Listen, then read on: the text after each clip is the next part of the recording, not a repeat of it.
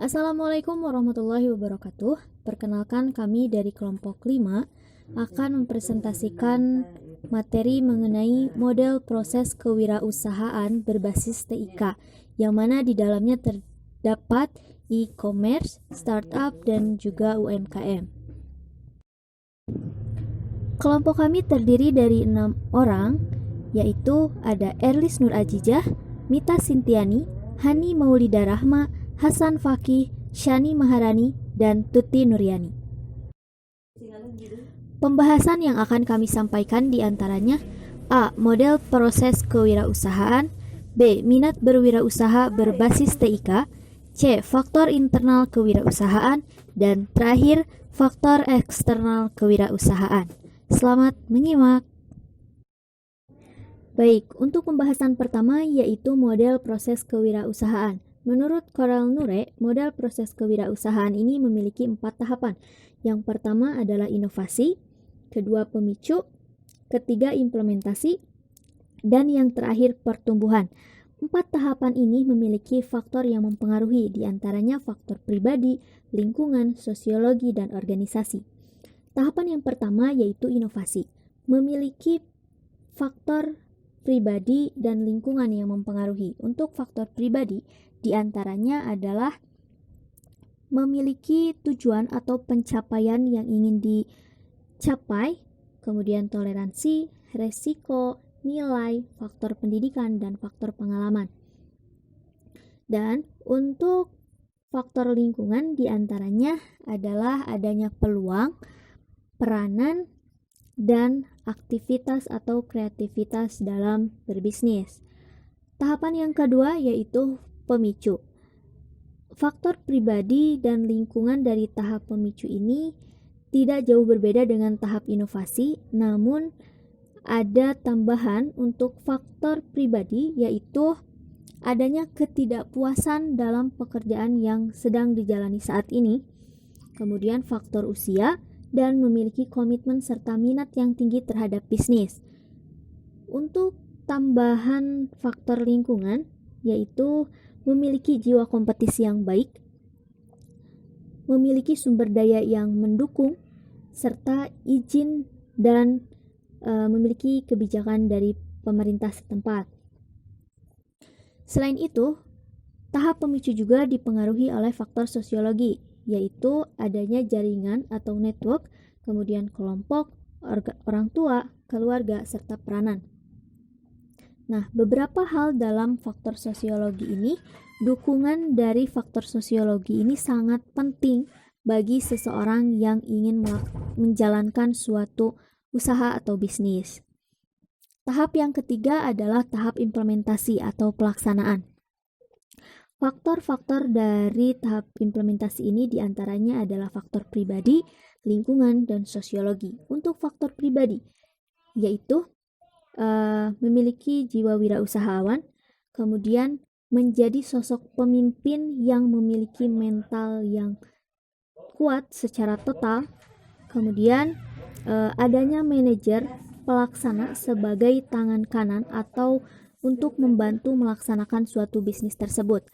Kemudian komitmen yang tinggi serta memiliki visi misi atau pandangan yang jauh guna mencapai suatu keberhasilan. Selain itu, faktor sosiologinya yaitu network, kelompok, orang tua, keluarga, dan peranan. Dan untuk tahapan yang terakhir adalah pertumbuhan. Tahapan pertumbuhan ini diantaranya memiliki faktor lingkungan dan organisasi. Untuk faktor organisasi, ini adanya kelompok atau tim yang kompak untuk menjalankan usaha sehingga rencana dan pelaksanaan dalam berbisnis dapat berjalan dengan baik. Kemudian memiliki strategi dari kelompok tersebut yang kompak dan matang, serta memiliki struktur keorganisasian yang rapi.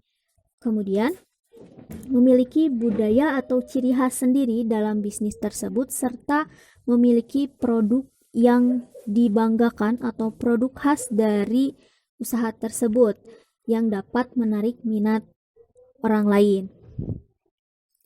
Selain itu, faktor lingkungannya adalah adanya pesaing, berani bersaing secara sehat dengan pengusaha lain, kemudian memiliki konsumen dan memiliki pasokan barang yang secara berkelanjutan.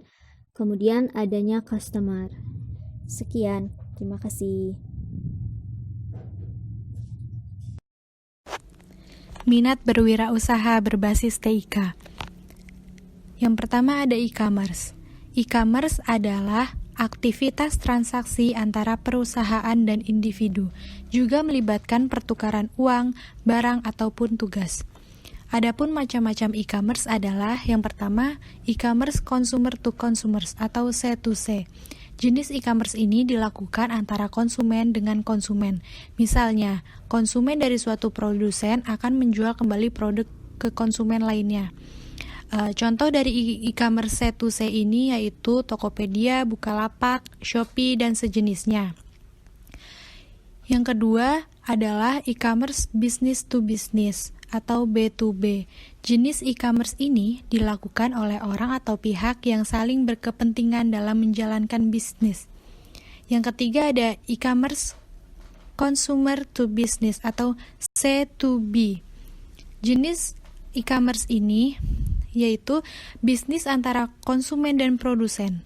Bisnis tersebut dilakukan oleh konsumen kepada para produsen yang menjual produk atau jasa. Selanjutnya, metode pembayaran e-commerce meliputi pembayaran elektronik. Pembayaran dengan metode ini menggunakan internet banking, kartu kredit atau debit, atau dengan uang digital, seperti GoPay, OVO, Link, Dana, dan lainnya. Yang kedua, pembayaran cash on delivery. Transaksi pembayaran dengan metode ini dilakukan secara langsung. Jadi, penjual dan pembeli akan bertemu sesuai dengan kesepakatan. Setelah menerima barang, pembeli membayarkan uang secara tunai kepada pihak penjual. Yang ketiga, pembayaran lewat transfer. Pihak pembeli akan mentransfer sejumlah uang ke nomor rekening penjual. Setelah membayar, barang baru akan dikirimkan oleh penjual melalui jasa pengiriman. Berlanjut pada materi mengenai startup. Startup merupakan sebuah kata yang berasal dari bahasa Inggris, yaitu sebuah tindakan untuk memulai atau membuka usaha atau bisnis baru. Dan menurut Steve Blank, mendefinisikan bahwa startup itu merupakan bisnis sebagai organisasi yang dibentuk untuk mencari model bisnis yang repeatable dan scalable. Startup bukan hanya sekedar perusahaan baru yang memanfaatkan teknologi, namun juga mengenai jasa dan gerakan ekonomi rakyat yang bisa mandiri tanpa bantuan perusahaan-perusahaan yang lebih besar. Dan dapat diartikan juga bahwa startup merupakan perusahaan yang berbasis teknologi atau web dan sering disebut perusahaan online. Startup sendiri mempunyai 6 ciri atau karakteristik, diantaranya yang pertama, usia dari perusahaan kurang lebih 3 tahun. Yang kedua, jumlah pegawai dalam perusahaan tersebut kurang lebih 20 orang. Yang ketiga, pendapatan yang diterima $100.000 per tahun. Yang keempat, perusahaan tersebut masih tahap berkembang. Yang kelima, perusahaan tersebut beroperasi dalam bidang teknologi dengan beroperasi. Dan yang keenam, yaitu produk yang dibuat berupa aplikasi digital. Dalam perkembangannya, startup di Indonesia meningkat dari hasil riset tahun 2013 mencapai 70 juta orang dari pengguna internet di Indonesia. Nah, sekarang ini terdapat setidaknya lebih dari 1.500 startup lokal yang ada di Indonesia.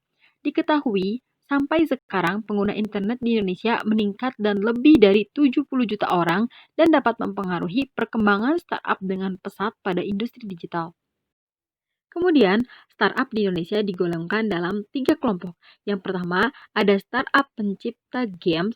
Yang kedua, ada startup aplikasi edukasi. Yang ketiga, ada startup perdagangan seperti e-commerce dan informasi. Dengan berkembangnya teknologi digital, perusahaan dapat memanfaatkan kemudahan tersebut dalam melakukan transaksi jual beli terhadap customer dengan menggunakan media sosial, sehingga dalam melakukan pengenalan produk menjadi lebih cepat dan praktis. Nah, dengan berkembangnya teknologi ini, ada 4 startup unicorn yang berasal dari Indonesia, yaitu seperti Traveloka, Tokopedia, Bukalapak, dan Gojek. Data dari Touch in Asia menunjukkan jika pada kuartal 2 tahun 2017, startup yang mendominasi di Indonesia berasal dari industri e-commerce dan vintage. Namun, ada beberapa indikator penghambat berkembangnya startup, yaitu yang pertama ada komunikasi yang kurang baik terhadap sebuah produk yang ingin dipasarkan namun startup gagal untuk menampung feedback dari target pengguna tersebut.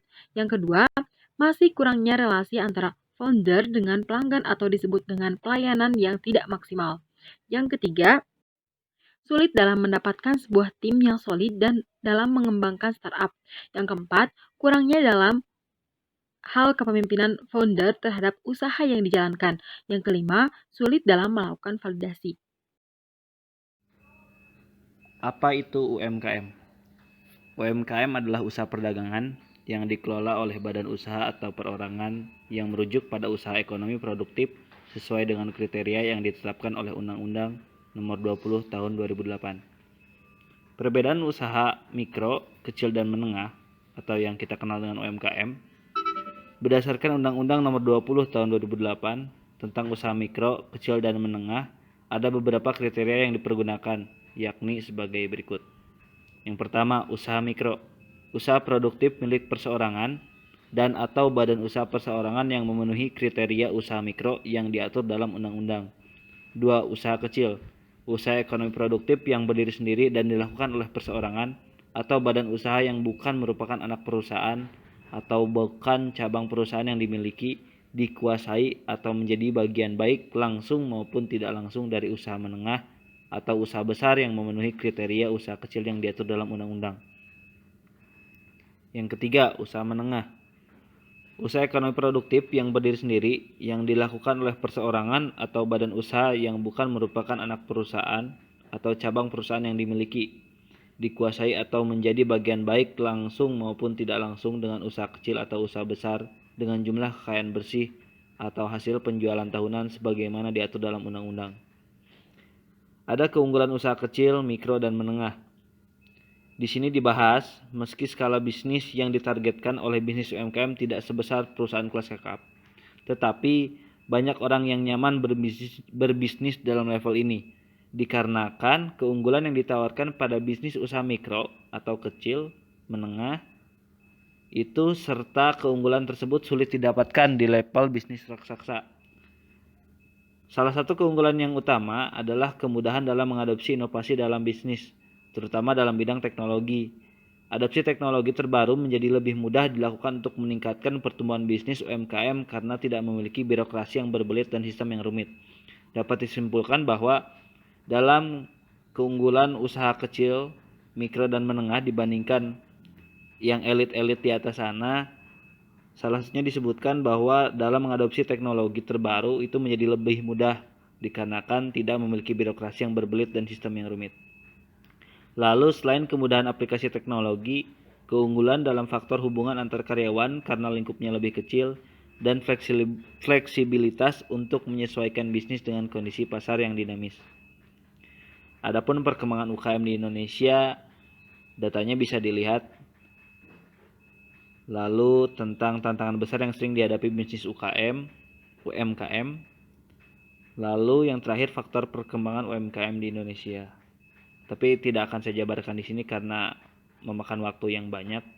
Mungkin cukup segitu dari saya. Terima kasih. Faktor internal kewirausahaan.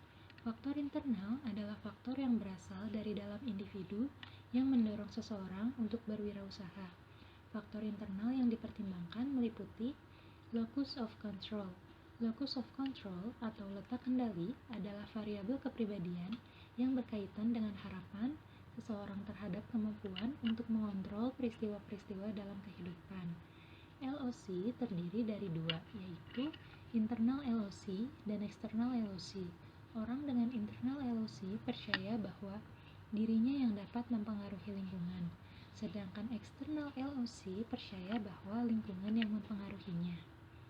2. need for achievement, adalah faktor psikologi yang mendorong tindakan berwirausaha. Seseorang pengusaha akan selalu melihat visi ke depan agar dapat mengantisipasi dengan memanfaatkan peluang dan menghindari ancaman bisnis. Kebutuhan melihat visi tersebut menjadikan pengusaha memiliki kebutuhan akan prestasi atau pencapaian tertentu. Indikatornya adalah memiliki tanggung jawab pribadi, berani mengambil risiko, dan mengetahui konsekuensi. 3. Risk taking adalah orientasi terhadap pengambilan peluang dalam konteks pengambilan keputusan yang tidak pasti. Indikatornya adalah membuat antisipasi untuk kejadian di masa yang akan datang dan mengambil risiko moderat. 4. Jiwa entrepreneurship adalah etos kewirausahaan pelaku UMKM. Indikator jiwa entrepreneurship adalah mengarahkan diri, percaya diri, berorientasi pada tindakan, energik, toleran terhadap ketidakpastian. 5. Emosi. Seseorang yang memiliki kecerdasan emosi yang tinggi tentunya akan memiliki berbagai kemampuan. Kemampuan ini akan berpengaruh terhadap pembentukan kewirausahaan seseorang. Indikatornya adalah kesadaran diri, mengelola emosi, memanfaatkan emosi secara produktif, empati, dan membina hubungan. 6. Kreativitas adalah kemampuan untuk membuat kombinasi-kombinasi baru. Indikatornya adalah rasa ingin tahu, perasaan optimis, fleksibel, mencari solusi dari masalah, orisinil, dan suka berimajinasi. 7. Inovasi adalah ide yang dirasakan baru oleh seseorang. Salah satu karakter yang sangat penting dari wirausahawan adalah kemampuan berinovasi. Tanpa adanya inovasi, perusahaan tidak akan dapat bertahan lama. Hal ini disebabkan kebutuhan, keinginan, dan permintaan pelanggan yang berubah-ubah. Indikator inovasi yaitu dapat menganalisis peluang, berpikir sederhana, dan terarah. Iya, poin selanjutnya mengenai faktor eksternal kewirausahaan. Faktor eksternal merupakan faktor pendorong minat berwirausaha yang berasal dari luar diri pelaku entrepreneur. Faktor eksternal menurut Alma pada tahun 2008 dalam berwirausaha adalah lingkungan keluarga dan lingkungan sosial ekonomi. Lingkungan keluarga merupakan faktor yang sangat penting dalam pembentukan niat berwirausaha. Sementara lingkungan sosial ekonomi mempengaruhi niat berwirausaha karena lingkungan yang mayoritasnya berwirausaha, maka kemungkinan besar individu yang ada di lingkungan tersebut juga akan berminat untuk berwirausaha. Adapun faktor eksternal menurut Suhartini dalam berwirausaha, yang pertama, lingkungan keluarga, di mana lingkungan keluarga adalah kelompok masyarakat terkecil yang terdiri dari ayah, ibu, anak, dan anggota keluarga yang lainnya. Keluarga merupakan peletak dasar bagi pertumbuhan dan perkembangan anak.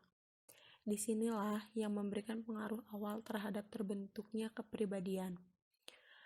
Minat berwirausaha akan terbentuk apabila keluarga memberikan pengaruh positif terhadap minat tersebut, karena sikap dan aktivitas sesama anggota keluarga saling mempengaruhi baik secara langsung maupun tidak langsung. Selanjutnya, di dalam bidang tertentu. Nah, di dalam bidang tertentu ini adalah bidang-bidang apa saja sih yang dapat menimbulkan minat anak untuk berwirausaha, seperti itu. Selanjutnya, lingkungan masyarakat. Lingkungan masyarakat di sini merupakan lingkungan di luar keluarga, yaitu di kawasan tempat tinggalnya maupun di kawasan lain. Misalnya, jika seseorang yang tinggal di daerah yang terdapat usaha jasa elektronik atau sering bergaul dengan pengusaha elektronik, maka akan menimbulkan minat berwirausaha di bidang elektronik tersebut. Yang selanjutnya, peluang. Peluang di sini merupakan kesempatan yang dimiliki seseorang untuk melakukan apa yang diinginkannya atau menjadi harapannya. Misalnya, seseorang yang melihat suatu daerah yang jarang ada usahanya di bidang elektronik atau bahkan tidak ada usaha di bidang tersebut, Kemudian dia memanfaatkan peluang tersebut dengan membuka usaha bengkel servis di tempat tersebut. Seperti itu ya. Terus poin yang terakhir di sini mengenai pendidikan dan pengetahuan. Pendidikan dan pengetahuan yang didapat selama kuliah merupakan modal dasar yang digunakan untuk berwira swasta. Juga keterampilan yang didapat selama di perkuliahan juga terutama dalam mata kuliah praktek. Sekian presentasi dari kelompok kami. Mohon maaf atas kekurangan dan kesalahannya. Terima kasih atas perhatiannya. Insya Allah dapat bermanfaat untuk kita semua. Amin. Wassalamualaikum warahmatullahi wabarakatuh.